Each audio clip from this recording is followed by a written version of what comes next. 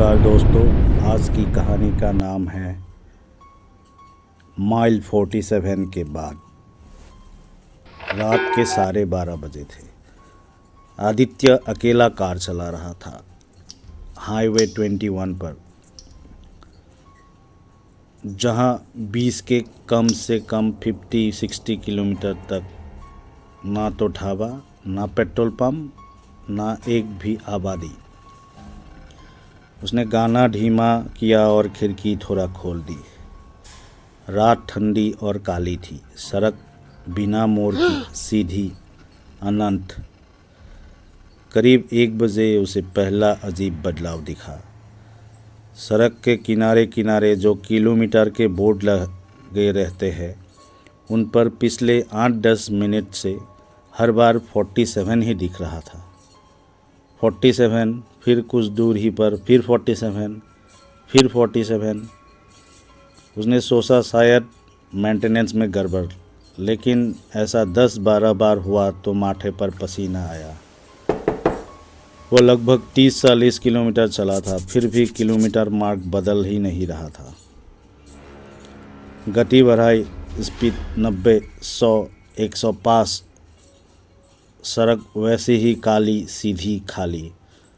और 5 मिनट बाद फिर वही हरा बोर्ड चमका, 47 किलोमीटर। अब उसने ब्रेक दबाया। कार एकदम निचले शोर में थम गए। सन्नाटा ऐसा जैसे ब्रह्मांड में अकेला बसा हो, हवा तक नहीं। उसी शांति में दूर से एक हल्की घुंघरू जैसी आवाज़ आई। एक नहीं, बहुत सारे, बहुत दूर से, जैसे कोई टोली धीमे धीमे सड़क पर चल रही हो। आदित्य ने हेडलाइट हाई की। रास्ता खाली, पर घुंघरू की आवाज़ पास होती गई, पर कोई दिखाई नहीं दिया। तभी रेयर व्यू मिरर में हल्का सा सफ़ेद धुंधला आकार उभरा। पीछे सड़क पर कोई खड़ा नहीं था, पर शीशे में साफ था कि कार के बिल्कुल पीछे कुछ है, बस नज़र घुमाते ही गायब। आदित्य ने सांस रोक ली। अचानक कार की अंदरूनी रोशनी अपने आप ऑन हो गई, और रोशनी जलते हुई उसने देखा कि अगले शीशे फ्रंट विंडशील्ड पे अंदर से किसी ने 5 उंगली का निशान बनाया है, जैसे धुंध पर किसी ने हाथ रखकर धीरे से सरकाया हो। वो निशान नए थे, अभी अभी बने हुए। उसके मोबाइल पर अचानक वाइब्रेशन पर अननोन नंबर का कॉल आया। उसने कॉल उठाया। दूसरी तरफ सिर्फ वही घुंघरू की आवाज़, कोई मनुष्य का स्वर नहीं। उसने उसी समय बाहर हाईवे पर कुछ बदला हुआ देखा। किलोमीटर बोर्ड जो अभी अभी 47 दिख रहा था, अब उसमें किसी ने लाल रंग से ऊपर हाथ से कुछ लिख दिया था, जहां मोड़ दिखोगे मत मोड़ना। आदित्य ने तुरंत इंजन स्टार्ट किया, रफ्तार 110। और जैसे ही वो आगे बढ़ा, पहली बार सड़क पर मोड़ आया, तेज बाएं। ठीक उस मोड़ के बाद जंगल सा अंधेरा दिख रहा था। मोबाइल फिर वाइब्रेशन हुआ, वही अननोन कॉल। उसने सिर्फ एक शब्द सुना, बहुत धीमे पर साफ, मत, और कॉल कट गया। सड़क पर केवल 2 विकल्प अब साफ थे।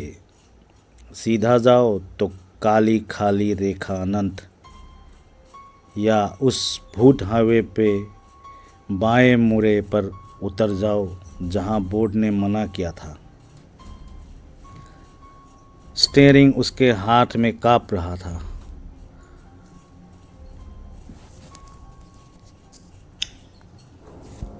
आदित्य ने मोड़ नहीं लिया। उसने सीधा जाने का फैसला किया। गति 100, 105, 110। हवा अब ठंडी नहीं, बर्फ जैसी ठंडी लगने लगी, जैसे कार के अंदर ही तापमान गिर गया हो। करीब 2 मिनट बाद अचानक सड़क पर फिर वही बोर्ड आया, 47 किलोमीटर। उसका सिर गर्म हो गया। मैं सीधा ही जा रहा हूँ, फिर 47 कैसे? मैं सर्कल में हूँ क्या? कार रोकने की हिम्मत नहीं थी। स्पीड और बढ़ाई 120।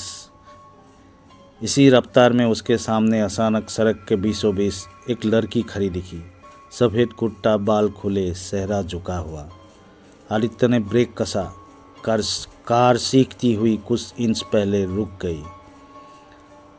लड़की ने सिर नहीं उठाया, बस बहुत धीरे धीरे घुटनों के बल नीचे बैठने लगी और फिर बैठते बैठते सीधे सड़क में धंसने लगी, ऐसे जैसे नीचे कोई नरम परत हो और शरीर उसमें फिसल रहा हो।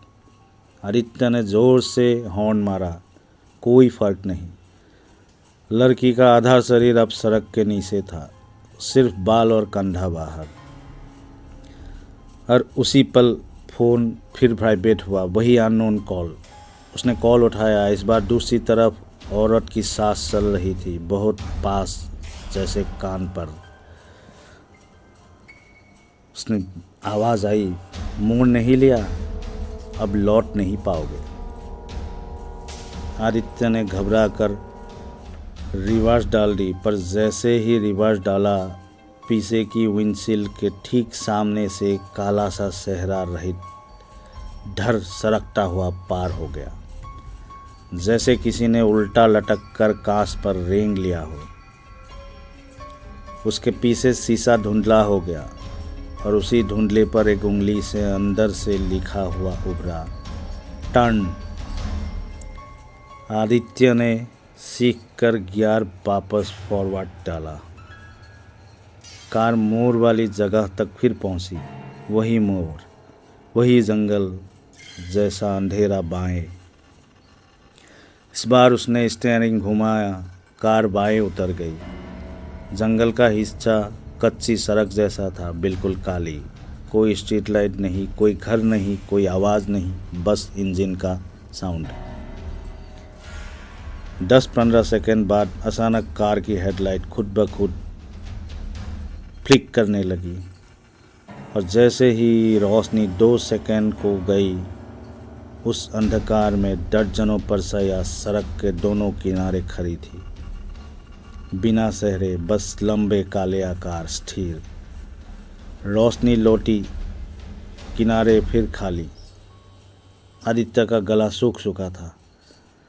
अचानक बाई तरफ रेडियो बिना ऑन किए चालू, और रेडियो में सिर्फ एक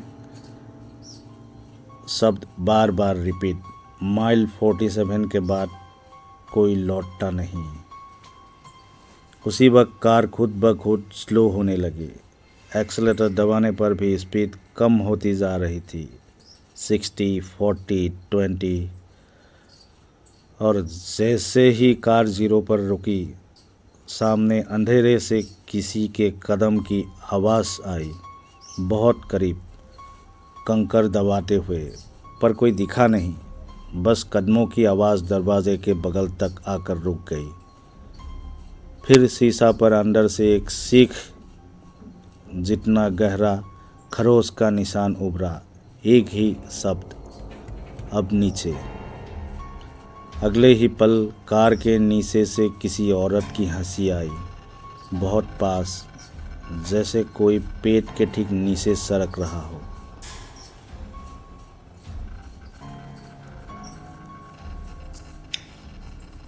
आदित्य एक्सेलेटर से पैर हटा नहीं पा रहा था। स्टीयरिंग पकड़ते पकड़ते उसकी उंगलियां बर्फ जैसी ठंड हो गई। अचानक फ्रंट ग्लास के उस पार, ठीक बोनेट के ऊपर, किसी के दोनों हाथ रखे हुए दिखे। हाथ में ना त्वचा थी ना नाखून, सिर्फ गीला चिपचिपा काला मांस। हथेलियां धीरे धीरे सरकती हुई कांच पर ऊपर चढ़ने लगे और पीछे से रेडियो पर वही आवाज़। आदित्य ने कांपते हाथ से दरवाज़ा खोलने की कोशिश की। हैंडल घूम ही नहीं रहा था कि उसी तरफ कांच पर चेहरा चिपक गया। चेहरा नहीं, चेहरा जैसा खाली गड्ढा। आँख, नाक, मुंह सब जैसे सुरख कर निकाल दिए गए हो। सिर्फ गड्ढा और उसके अंदर चलती हुई सांस की आवाज़। वो सहरा गड्ढा कांच के बहुत पास आकर फुसफुसाया और ठीक उसी पल कार के नीचे से किसी ने पूरी ताकत से धक्का मारा। कार 1 इंच उछली। अंदर आदित्य की सीख गले में ही अटक गई। फिर कार की रोशनी आपने आप बंद, रेडियो बंद, पूरा जंगल, पूर्ण अंधेरा। अब सिर्फ एक ही आवाज़ बची थी, ड्राइवर सीट के ठीक नीचे मिट्टी हटाने का शोर, जैसे कोई नीचे से सुरंग खोदकर ऊपर आने वाला हो। और उस खुदाई के बीच से एक शब्द बहुत साफ सुनाई दिया, ना मर्द की ना औरत की, दोनों जैसे मिली हुई आवाज़। खुदाई की आवाज़ अब बिल्कुल पैरों के ठीक नीचे से आ चुकी थी। फर्श के भीतर जैसे किसी ने अंदर से ठक ठक ठक ठक करके पहली चोट लगाई, दूसरी, तीसरी और ठीक 100वीं चोट पर ड्राइवर सीट की कालीन ऊपर की तरफ फटने लगी।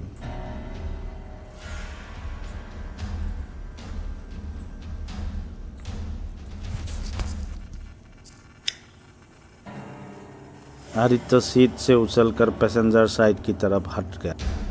ज़मीन उसके पैरों के नीचे से टूट ही रही थी। दरार चौड़ी हुई और नीचे से गर्म घुमराती हवा ऊपर उठने लगी, वही जली सी गंधक जैसी। आदित्य ने पूरी ताकत से पीछे छलांग मारी, पर जिस मिट्टी पर वो गिरा वो भी अंदर से खोखली थी। नीचे से तय हुआ जैसे सैकड़ों उंगलियां मिट्टी को उल्टा ढकेल रही हो। पीछे कार की हेडलाइट अभी भी उसी पर टिकी थी और सीट पर बैठा वो काला आकृति अब धीरे धीरे गर्दन उठाकर उसकी ओर देख रहा था। चेहरा नहीं था, लेकिन फिर भी वो सीधा उससे ही देख रहा था। नीचे दरार से अब मिट्टी नहीं, अंधेरा हिल रहा था, जैसे नीचे कोई नहीं, बहुत सारे हो। और फिर पहला हाथ दरार से निकलकर उसकी एड़ी पर चिपका, दूसरा पिंडली पर, तीसरा घुटने तक। आदित्य सीखने से पहले ही नीचे से खिंचाव शुरू हो गया। उसका पैर मिट्टी में नहीं, काले में धंस रहा हो।